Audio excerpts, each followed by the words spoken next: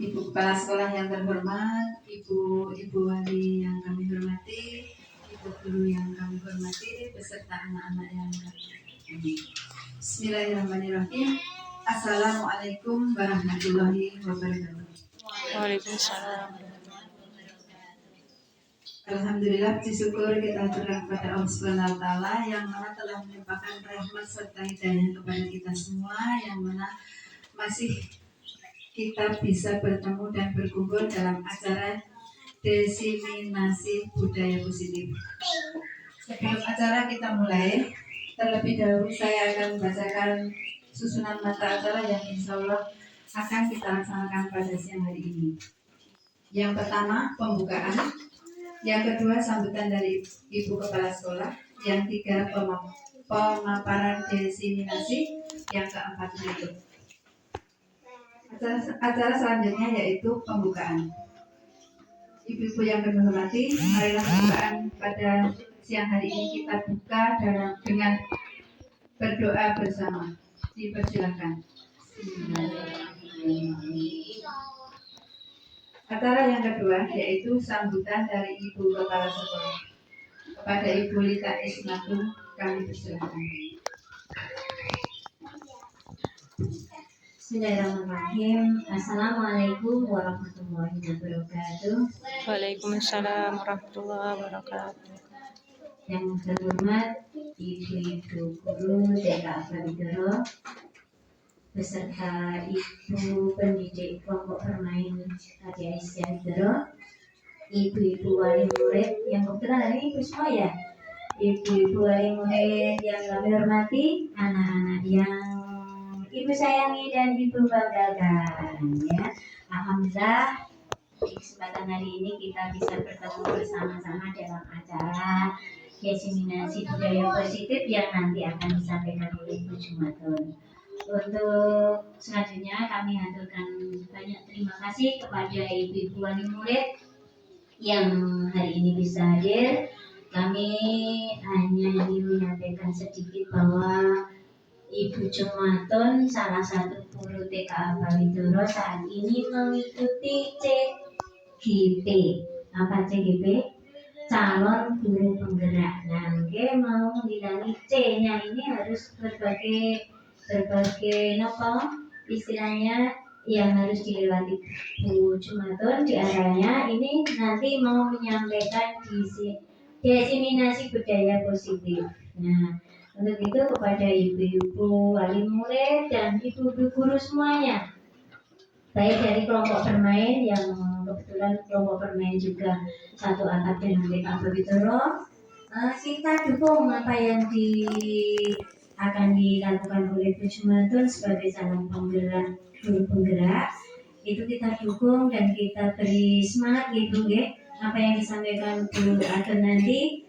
Dari judulnya saja tentang budaya positif, insya Allah tentang yang baik-baik. Nanti nah, kita dukung, kita ikuti dan kita beri semangat Bu Atun. Bu Atun juga semangat terus, jangan sampai menyerah. Ikutin alurnya, semangat terus. Kita hanya bisa berdoa dan memberi semangat kepada Bu Jumatun untuk selalu mengikuti alur-alur atau fase-fase dalam mengikuti calon guru penggerak sehingga nanti lulus dengan baik dan tidak ada kendala, sehat terus sampai lulus. Demikian kami selaku yang dituakan di TK Abdidoro hanya bisa mendoakan semoga Bu Atun tetap semangat dan diberi kesehatan mengikuti acara yang begitu full, begitu padat dan bisa-bisa masih dengan mengikuti bekerja, maksudnya mengajar di TK sehingga waktu yang banyak tersita, semoga Bu Atun bisa memanfaatkan dengan sebaik-baiknya. Demikian dari saya, kurang lebihnya mohon maaf. Wassalamualaikum warahmatullahi wabarakatuh. Diucapkan terima kasih kepada Ibu Lita Ismatul selaku Kepala Sekolah TK Abdidoro. Acara selanjutnya yaitu pemaparan diseminasi akan dilaksanakan oleh Ibu Jumatun. Ibu Jumatun dipersilakan. Halo anak-anak, semuanya masih semangat? Ibu masih semangat? Mana semangatmu? Ini semangatku. Tepuk satu. Kalau kau suka hati tepuk tangan. Kalau kau suka hati tepuk tangan. Kalau kau suka hati, mari kita lakukan. Kalau kau suka hati tepuk tangan. Kalau kau suka hati petik jari. Kau suka hati petik jari. Kalau kau suka hati, mari kita lakukan. Kalau kau suka hati petik jari. Iya, terima kasih. Sebelumnya, Assalamualaikum warahmatullahi wabarakatuh. Yang saya hormati Ibu Kepala Sekolah TK Agrawidoro, Ibu Rita Ismail, dan yang saya hormati juga rekan-rekan guru dan juga wali, dan juga yang saya sayangi anak-anak semua. Di kesempatan siang ini, di sini saya akan menyampaikan tentang diseminasi budaya positif. Kira-kira menurut pandangan ibu semua, apa budaya positif itu? Nah, kita ya, betul.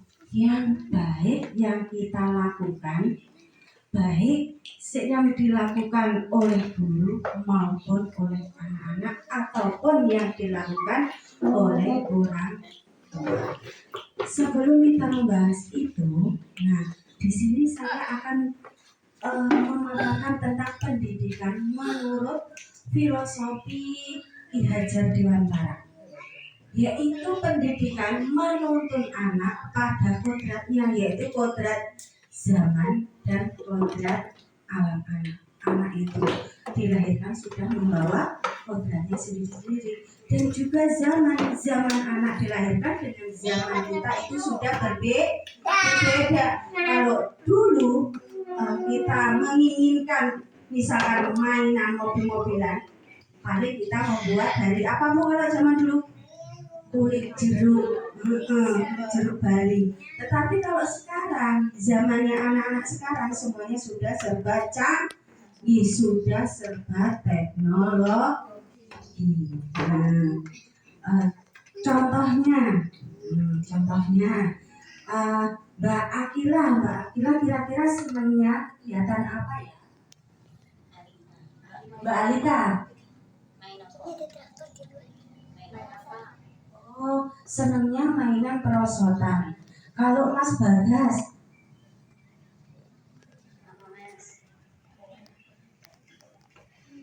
Oh, kalau Mas Bagas senangnya main bola. Kalau Mas Sultan? Bis. Kalau Mas Mahat? Di sini ibu-ibu sudah mendengar jawaban anak-anak satu dengan yang lainnya berbeda. Nah itulah ibu gambaran kita di dalam menerapkan kepada anak, tidak bisa satu dengan yang lainnya itu disamakan. Karena apa? Anak-anak mempunyai potensinya masing-masing, keinginannya masing-masing. Nah tugasnya guru apa? Tugasnya guru cuma menuntun anak sesuai dengan kodratnya. Guru ibarat cuma petani ibu. Kalau tanaman, petani tugasnya merawat tanaman, memberi pupuk, terus membersihkan rumput-rumput yang liar agar tanamannya bisa tumbuh secara baik. Begitu juga dengan seorang guru, hanya menuntun, tetapi guru tidak bisa untuk harus kamu seperti ini, tidak bisa. Semua anak lahir membawa potensinya masing-masing. Contoh, Bu Guru, anak saya itu kok berbeda. Si Mas Milar sudah bisa surat Al-Baqarah, kok anak saya belum. Kembali lagi kita di sini, yaitu anak lahir sesuai dengan kodratnya. Nah, guru hanya menuntun anak sesuai minat, bakat, dan potensinya, sesuai dengan semboyan Ki Hajar Dewantara, yaitu ing ngarsa sing tulodo, ing madya manungkarsa, tuturi handa ya. Itu yang dilakukan guru. Nah, kita mengupas dulu pengertian tentang ini. Sekarang kita masuk kepada budaya positif. Apa tahu budaya positif itu? Nah, budaya positif adalah pembiasaan yang bernilai positif. Di dalamnya mengandung sejumlah kegiatan yang mampu menumbuhkan karakter murid menuju profil Pancasila. Nah, sekarang saya mau tanya ke Bu Guru, apa ya isinya dari profil pelajar Pancasila? Kalau menurut saya, apa-apa yang kita pelajari tidak menyimpang dari isi dari Pancasila. Pancasila terdiri dari 5 sila: ketuhanan yang Maha Esa, kemanusiaan yang adil dan beradab, persatuan Indonesia, kerakyatan yang dipimpin dengan kebijaksanaan dalam permusyawaratan perwakilan, keadilan sosial bagi seluruh rakyat Indonesia. Jadi semuanya itu tidak menyimpang dari isi dari Pancasila. Terima kasih Ibu, luar biasa, kita beri aplausnya. Budaya positif yaitu mengarahkan anak kepada profil pelajar Pancasila. Isi dari profil pelajar Pancasila yaitu anak berakhlak mulia, berkebinekaan global, anak bisa mandiri, bergotong royong, bernalar kritis, dan kreatif. Nah, siapa dari sini yang mau bertanya tentang budaya positif? Sebelumnya saya kasih contoh budaya positif di sekolah. Contohnya, peraturan di sekolah kita kalau bersekolah anak-anak memakai apa, Dek? Memakai seragam, memakai sepatu. Tetapi masih banyak yang belum menggunakan sepatu. Datang ke sekolah pakai sendal. Guru tanya, "Halo sayang, anak soleh kenapa masih pakai sendal?" Apakah kakinya sakit? Tidak, Bu Guru. Nah, kenapa? Nggak tahu Ibu. Nggak tahu Ibu. Nah, budaya positif itu bisa terbentuk dengan keteladanan dan pembiasaan, dan juga adanya kerjasama dari pihak sekolah atau guru dan juga kepada wali, orang tua wali. Apabila di sekolah menerapkan budaya positif tentang disiplin memakai sepatu tersebut, apabila tidak didukung oleh wali murid di rumah, itu juga tidak berjalan dengan baik. Nah, budaya positif contohnya, kalau mau setelah kegiatan mau makan, anak-anak pasti mencuci tangan dengan sabun dan air mengalir. Itu dilakukan dengan keteladanan dan pembiasaan setiap harinya. Itu bisa dibawa anak nyampe ke rumah. Kalau mau makan atau habis mainan pasti cuci tangan pakai sabun dulu. Itu contoh budaya positif. Ada yang mau ditanyakan? Dan sebelumnya, Assalamualaikum warahmatullahi wabarakatuh. Waalaikumsalam. Saya Fitri, wali dari Merah kelas 2. Mau menanyakan Bu, untuk sementara untuk sampai saat ini budaya positif itu sudah diterapkan di sekolah. Tapi kami sebagai, saya perwakilan dari ibu-ibu mau menanyakan bagaimana kami sebagai ibu menerapkan budaya positif itu di rumah. Di era globalisasi seperti sekarang ini, di era anak-anak yang semakin kritis dan teknologi yang makin canggih. Terima kasih Ibu. Ya, kita berikan. Terima kasih dulu waktunya saya bertanya. Nah, untuk ibu dari wali murid masih sama sebenarnya. Semua itu dilakukan dengan pembiasaan, keteladanan, dan juga satu hal, kesabaran. Tanpa kesabaran semua itu tidak akan pernah terjadi. Contohnya, waktu pandemi, anak-anak di rumah biar dia dipegangi HP. Selesai pandemi, anak-anak masih kecanduan tentang HP.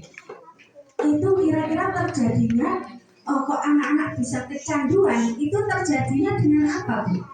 Karena pembiasaan yang ibu lakukan di rumah.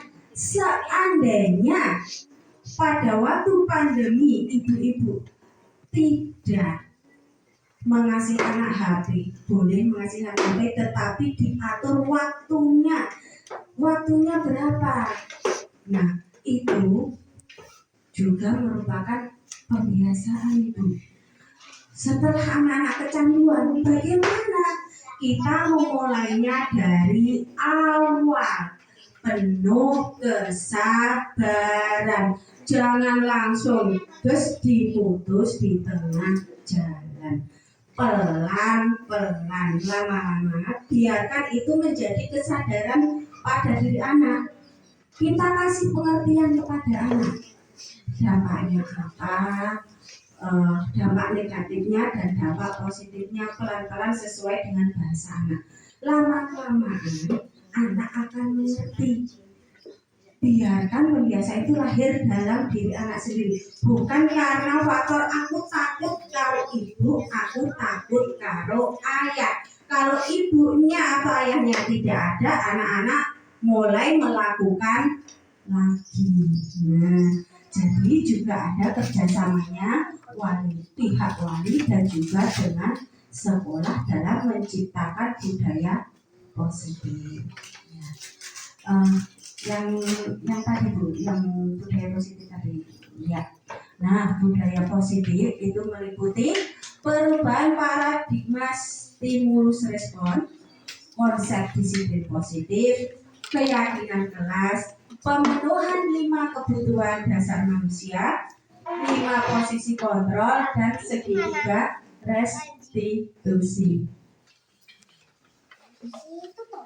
Nah, kita bahas satu demi satu, tetapi saya akan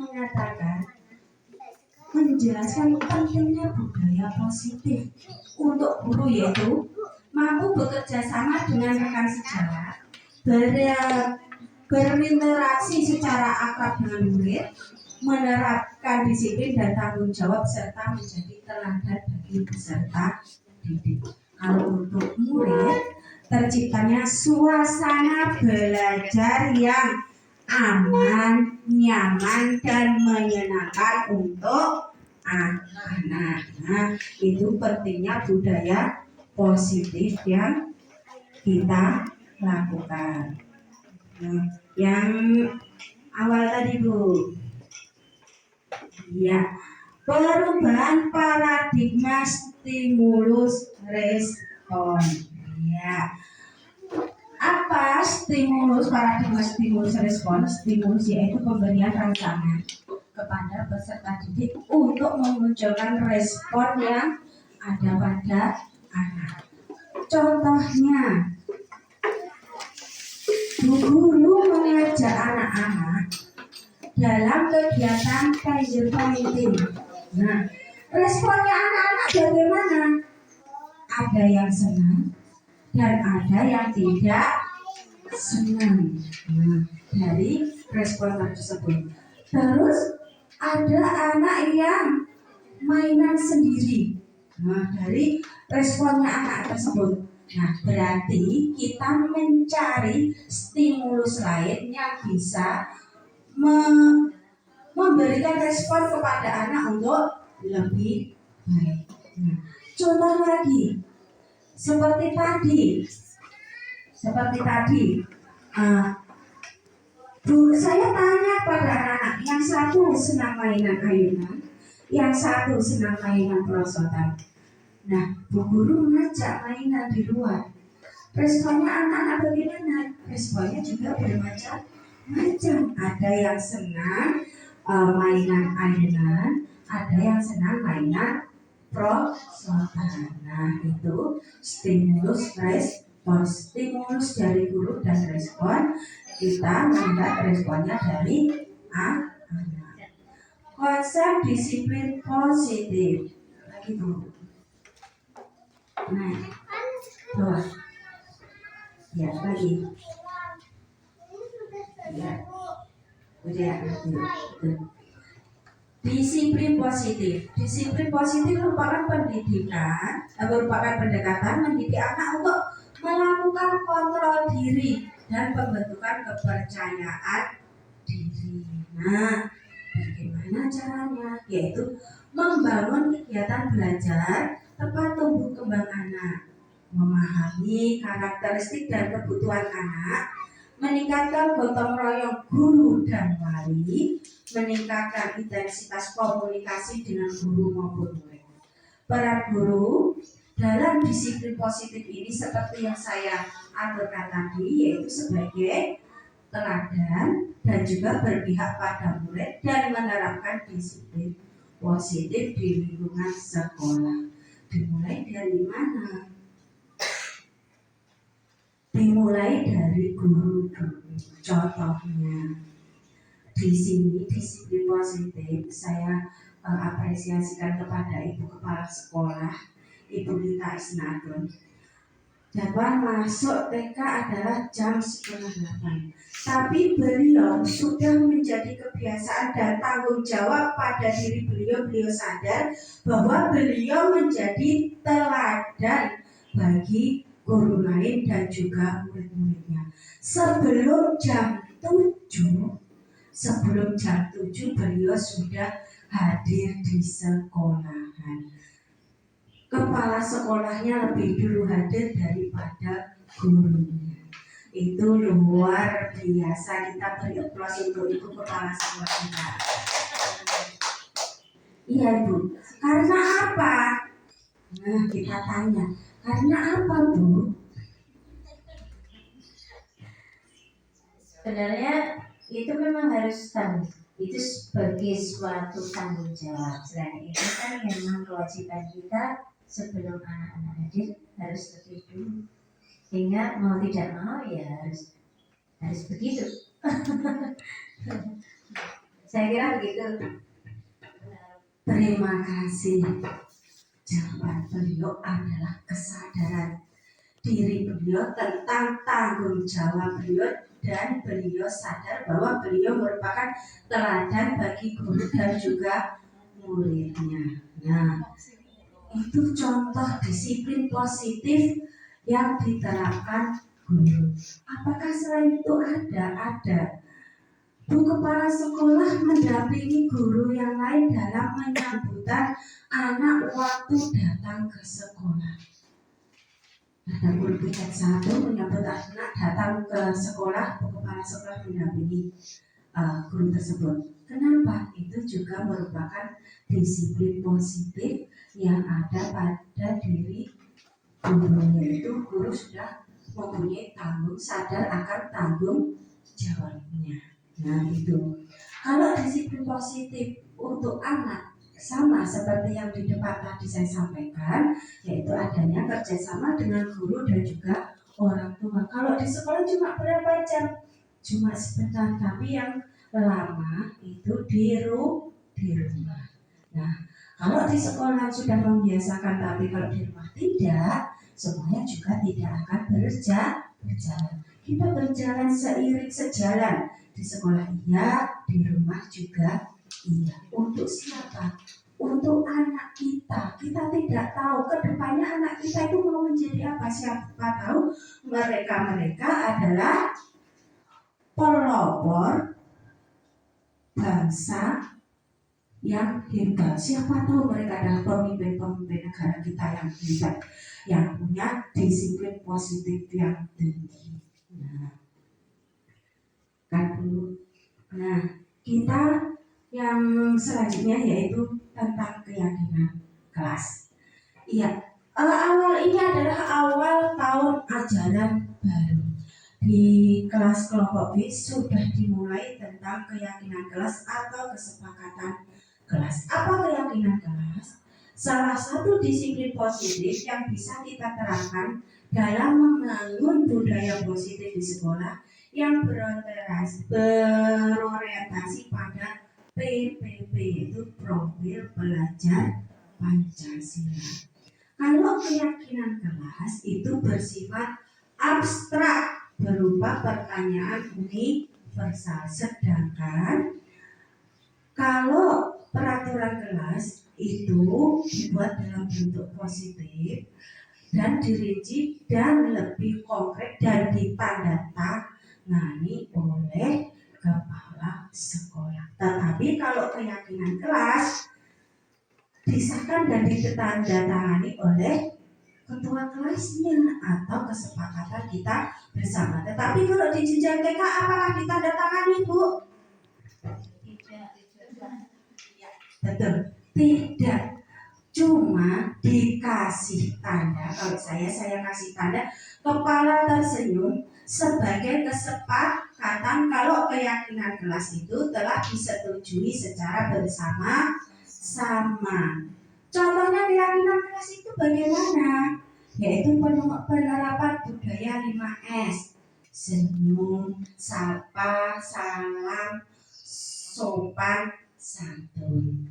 Nah, anak-anak datang ke sekolah senyum dengan Bu Guru, salam, saling mengucapkan salam dengan Bu Guru. Dan sebagai guru, oh iya, tidak, tetapi muka kita arahkan ke anak, menunduk sedikit, kita samakan, kita sejajarkan dengan anak. Nah, terus menjaga kebersihan kelas. Mungkin kalau yang kelas jenjang tinggi diadakan piket. Nah, tetapi di jenjang kami menjaga kebersihan kelas yaitu tanggung jawabnya pribadi, tanggung jawabnya sendiri-sendiri. Setelah makan bekalnya, sampahnya dibuang sendiri-sendiri ke tempat sampah sesuai tempatnya. Kalau yang plastik ditaruh di plastik, kalau yang kertas ditaruh yang kertas.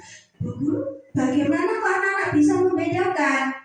Di tempat sampah tersebut kita tempel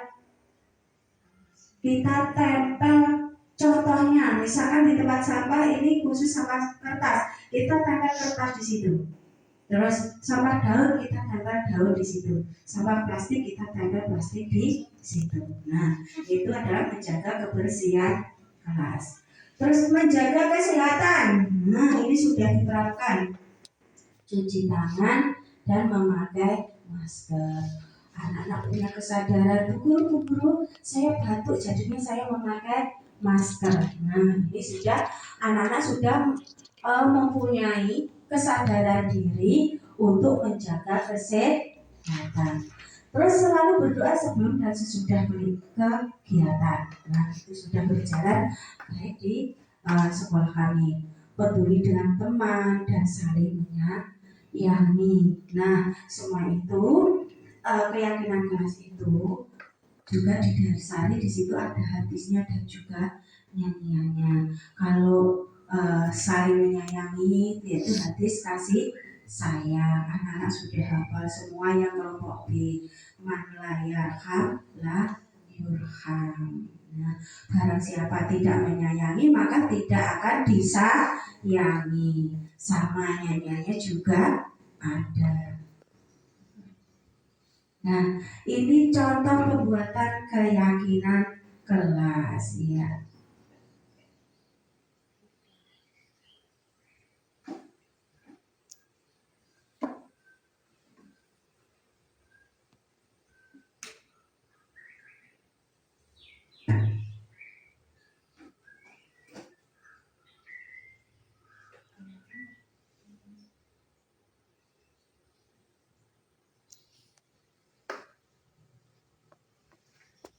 Bentar itu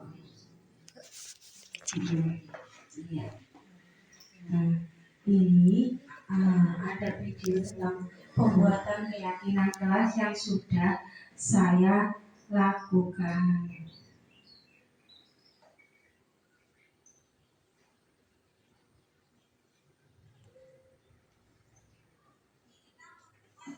kita membuat tentang keyakinan kelas atau kesepakatan kelas kita. Nah, sebelum kegiatan bermain, kita punya kesepakatan. Kira-kira kalau di saat kita bermain, saat kegiatan kita, apa ya kesepakatan kita? Yuk, kalau pas bermain apa? Olahragaan. Oh, olahragaan, pinter, ditulis di sini. Kita berhati-hati. Oh, berhati-hati. 1, tidak apa deh? Lagaan. Oh, tidak lagaan atau berantem. Tidak hati-hati. 2, hati-hati. Terus apa lagi? Tidak berantem. Tidak berantem. Udah berantem. Udah berantem.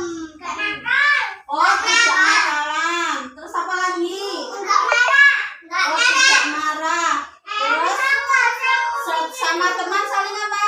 Menyayangi. Iya, saling menyayangi. Saling menyayangi. Terus apa lagi? Kalau habis mainan bagaimana? Yang tertib. Oh, yang tertib, pintar. Tertib.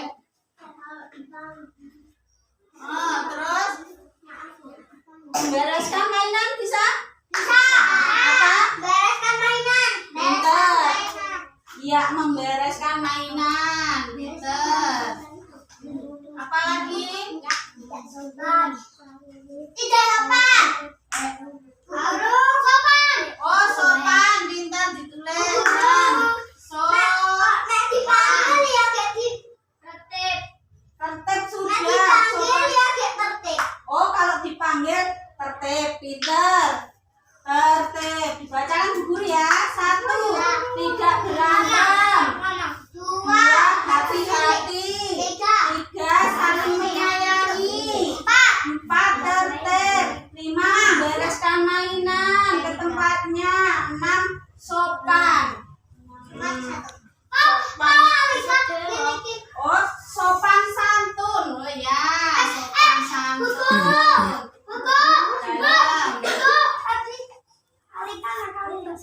Oh, enggak. Kan sesama teman saling apa, Dek? Menyayangi. Ya. Sudah ada 6 kesepakatan kelas. Nah, nanti 7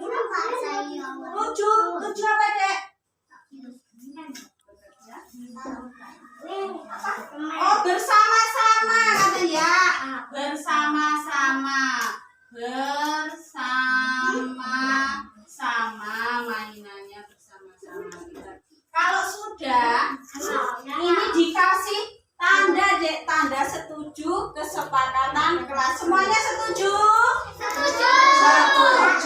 Tandanya kalau setuju gambar kepala tersenyum. Ya.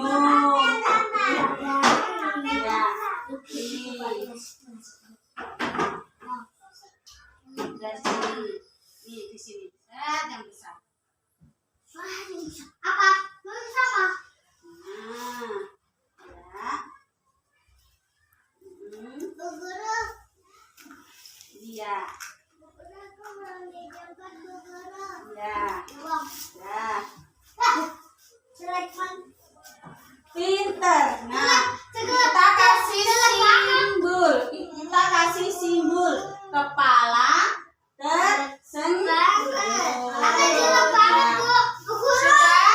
Dari Ini kita jelek banget gambarnya, Mas. sudah bagus ini. Ini wajah tersenyum. Kalau aku jelek. Iya, ini tadi contoh tentang pembuatan keyakinan kelas yang saya lakukan di kelompok B.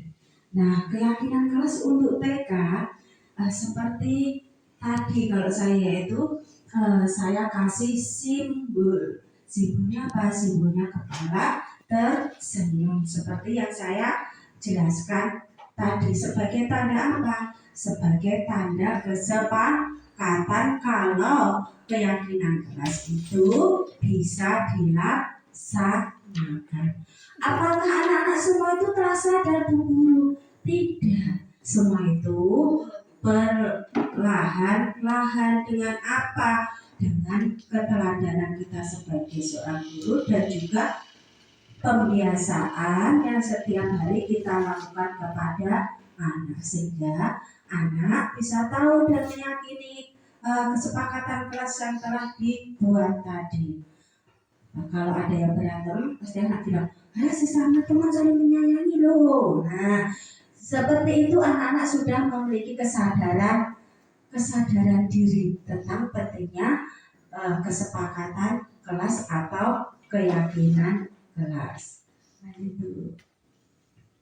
Nah, lanjut di sini tentang 5 kebutuhan dasar manusia menurut William Fraser.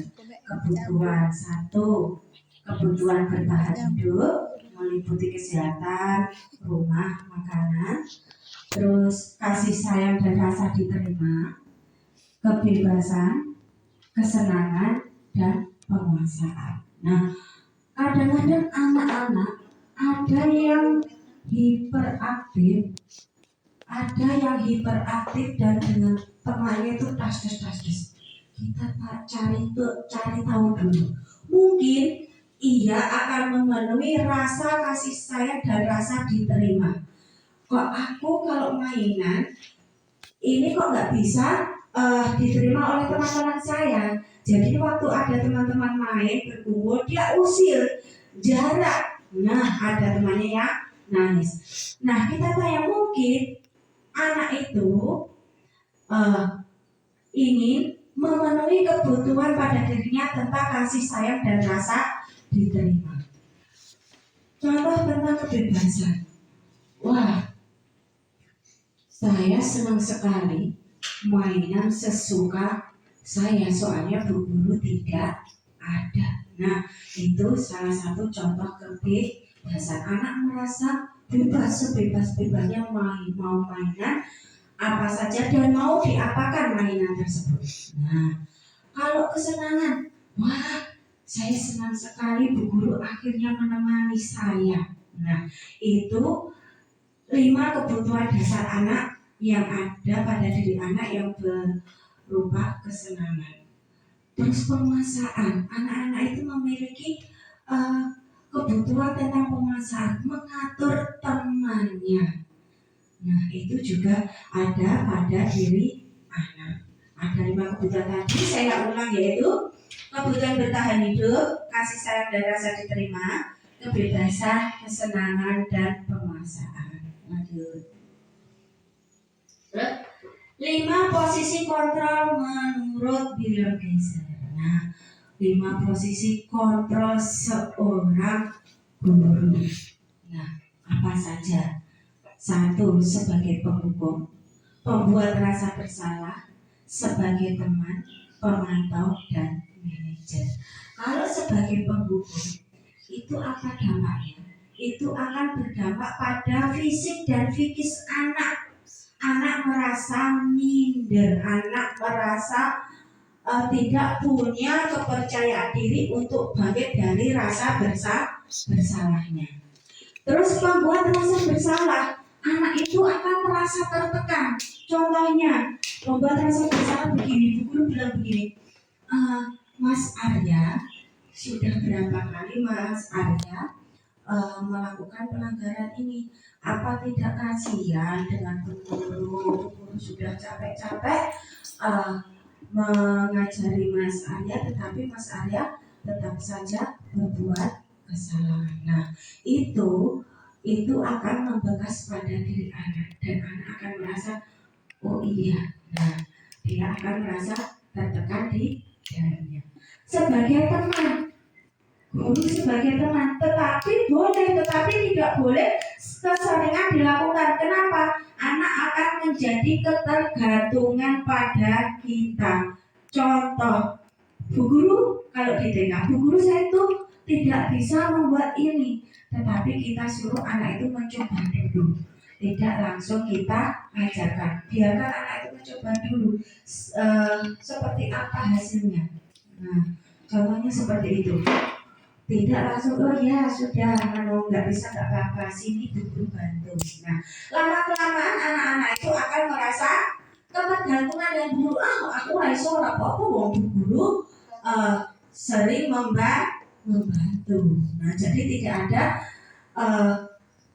semangat motivasi dalam diri anak untuk bisa. Terus pemantau. Nah, kita juga guru sebagai pemantau, kita memantau kegiatan anak kita. Setelah tadi anak-anak melakukan kegiatan, kita mendampingi, kita memantau. Kira-kira anak bisa tidak melakukan seperti itu? Anak-anak kira-kiranya mau butuh bantuan seperti apa? Nah, seperti itu. Terus yang paling bagusnya bagaimana? Seorang guru seyogyanya bisa menjadi manajer untuk dirinya sendiri dan juga untuk muridnya. Manajer itu bagaimana? Contohnya, anak melakukan kesalahan. Contoh, dia tidak mau membereskan mainan. Sebagai guru menempatkan dirinya sebagai seorang manajer, kita tanya, ayo anak-anak, kita bereskan mainannya. Nggak mau, Bu Guru, capek, buku saja. Nah, kita di situ, manajer itu ada penguatan identitas. Yaitu sama, Bu Guru juga capek kalau membereskan mainan ini. Misalkan anak jatuh sama, Bu Guru juga pernah jatuh. Kemarin ada kan teman kita yang jatuh. Nah, kita beri penguatan kepada anak. Terus selanjutnya apa? Selanjutnya yaitu menempatkan diri pada posisi yang kedua, yaitu kamu ingin menjadi seperti apa?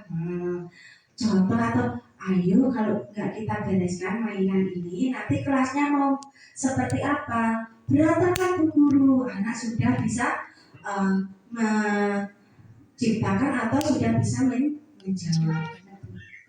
Terus yang ketiga, nah tadi sebagai manajer tadi yaitu menstabilkan identitas, sudah. Validasi tindakan yang salah. Validasi tindakan yang salah itu kita mencari penguatan di dalamnya. Contohnya, kalau kelas kita kalau tidak dibersihin, bagaimana ya? Nah, anak-anak sudah bisa menjawab di situ. Berantakan dulu. Yang ketiga, menanyakan keyakinan. Contohnya, coba sekarang keyakinan kelas kita apa ya kalau mainan? Dibereskan pada tempatnya, Bu Guru. Nah, anak-anak sudah bisa menjawab. Nah, itulah fungsinya guru sebagai manajer dalam penerapan kepada anak. Dengan apa? Dengan segitiga restitusi. Nah, segitiga restitusi yaitu menstabilkan identitas, validasi tindakan yang salah, dan menanyakan keyakinan. Ada contohnya? Ada. Saya ada contohnya tentang penerapan segitiga restitusi.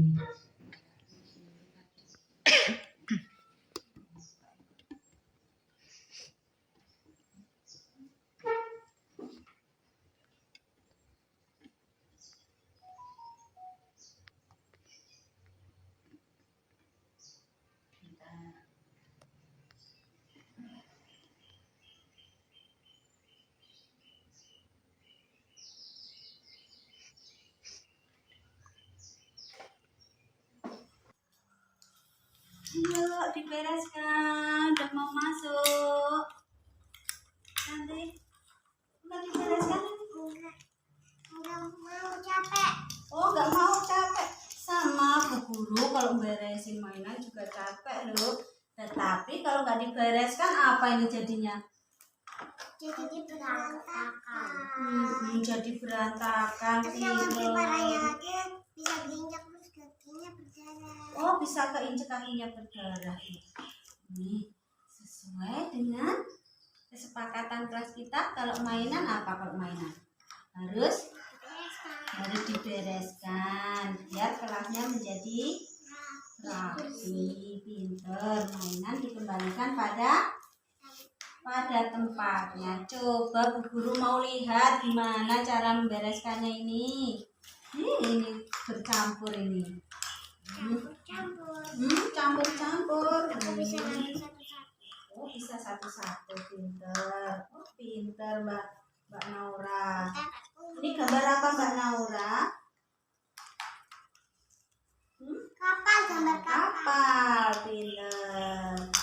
Kalau kapal jalannya di mana? Laut. Di laut. Kalau Mbak Sekar, ini membereskan apa ini? Kupu-kupu. Sama sepeda. Kupu-kupu sama sepeda, banyak sekali. Judul. Kalau Mbak Prilly apa itu? Bereskan anggur. Oh, membereskan Anggur, buah. Oh, Aku pinter. juga suka buah. Iya. Aku suka pisang. Suka pisang, bisa buah. Pisang Iya, itu ini manis. dirapikan. Manis. Ini pinter. Tinggal nunggu Mbak Sekar. Pinter sekali. Apa lagi? Oh, kalau dibereskan, kalau mainan dibereskan, jadi kelasnya menjadi apa ini?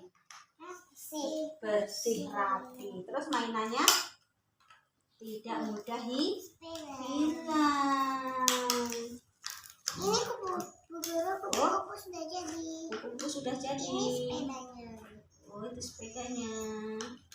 Sepedanya cantik. Hmm, iya. Kan sini. Pinter.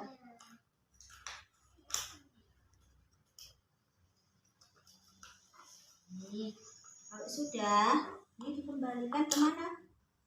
Tempatnya. Kembalikan ke tempatnya, pinter. Coba Mbak, tempatnya di mana?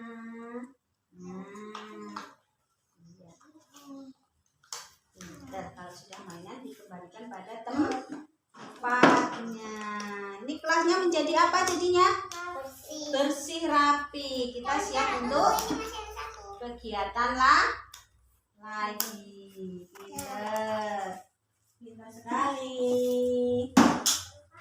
Terima kasih Mbak Sekar, Mbak Naura, Mbak Prilly sudah mau membereskan mainannya. Terima kasih. Sama-sama. Iya, ini tadi yaitu contoh video tentang penerapan segitiga restitusi guru dan anak. Nah, ini guru menempatkan diri sebagai posisi seorang manajer. Nah, tadi yang segitiga restitusi tadi ada sekali banyak tentang tugas guru, yaitu yang paling utama yaitu memposisikan kita atau menempatkan diri kita sebagai seorang manajer. Kenapa? Kita akan tahu mengapa anak itu melakukan hal tersebut. Kita akan mengetahui alasan anak. Yang atas tadi, ya ini. Nah, penerapan segitiga restitusi sesuai dengan seperti contoh yang saya sampaikan tadi, yaitu menstabilkan identitas. Contohnya dari penerapan segitiga tadi, menstabilkan identitas, yaitu sama guru juga capek kalau membersihkan mainan ini. Nah, itu masuk dalam menstabilkan identitas. Terus validasi tindakan yang salah. Bu guru tadi tanya, kira-kira kalau kelas kita tidak kita bersihkan, apa ya yang terjadi? Anak-anak bisa menjawab. Ternyata kan Bu guru, nanti kena temannya Bu guru, nanti keinjak temannya bisa berdarah. Nah, itu anak-anak sudah kira-kira kesepakatan kelas kita apa ya?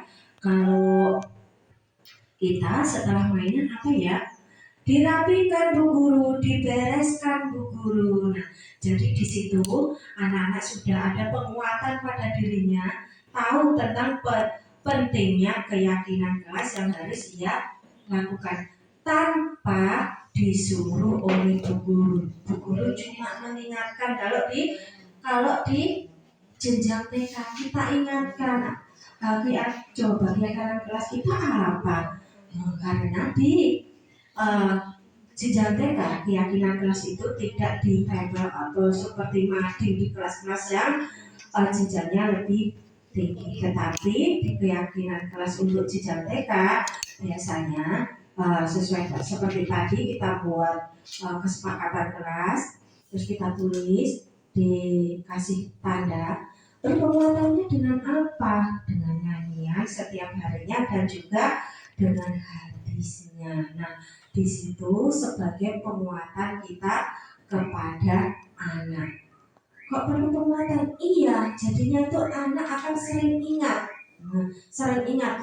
Makanya anak-anak itu perlu pembiasaan setiap harinya untuk melakukan disiplin positif. Dengan sebagai seorang guru, kita juga melakukan kesadaran diri, tanggung jawab diri kalau kita sebagai teladan untuk anak-anak. Nah, baik apa?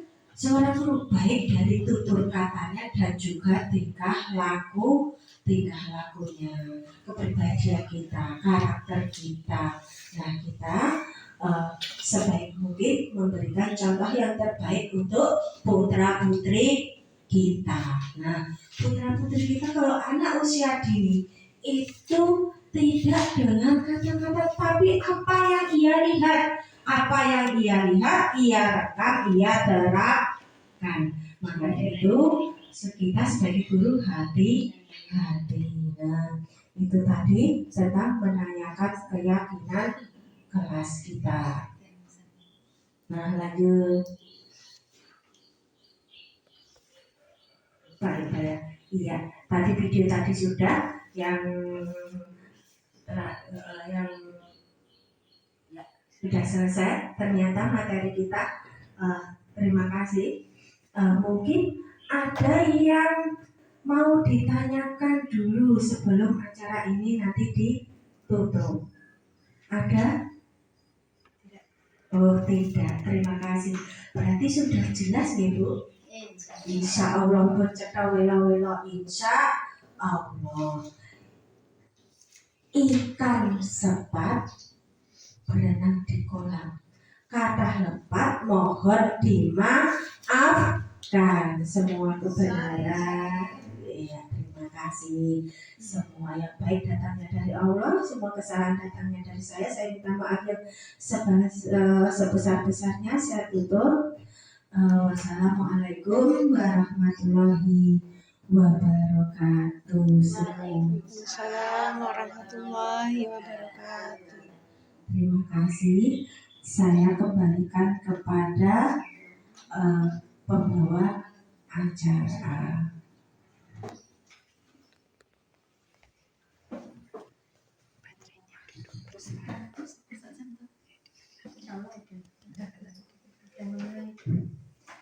Ini akan demikian tadi pemaparan dari Ibu Jumatun tentang diseminasi budaya positif.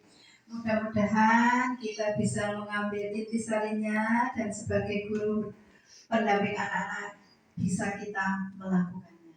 Amin. Mungkin masih ada tambahan, Bapak Ibu?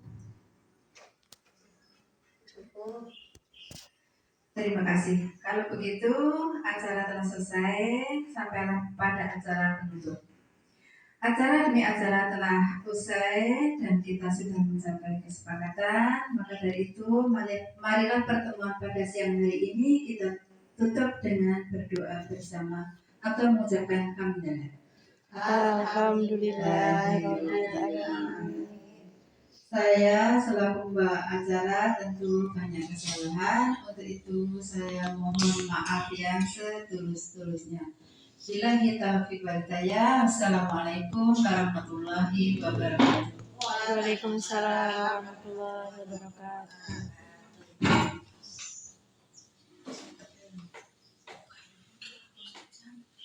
Assalamualaikum warahmatullahi wabarakatuh. Waalaikumsalam warahmatullahi wabarakatuh. Terima kasih pada Bu Jumatun yang telah menyampaikan tentang implementasi budaya positif ini. Bagus sekali menurut saya, karena budaya positif yang Ibu sampaikan tadi, andaikan kita menerapkan akan menciptakan kondisi lingkungan kita menjadi lebih baik dan mengubah image anak-anak itu akan lebih ke arah yang lebih baik. Mungkin itu saja tanggapan saya. Kurang lebihnya mohon maaf ya. Assalamualaikum warahmatullahi wabarakatuh. Waalaikumsalam. Assalamualaikum warahmatullahi wabarakatuh. Waalaikumsalam. Penyampaian yang Bu akan sampaikan, insya Allah bisa dilaksanakan di tempat kami di TK dan akan menjadikan anak-anak nyaman untuk belajar setiap hari-harinya.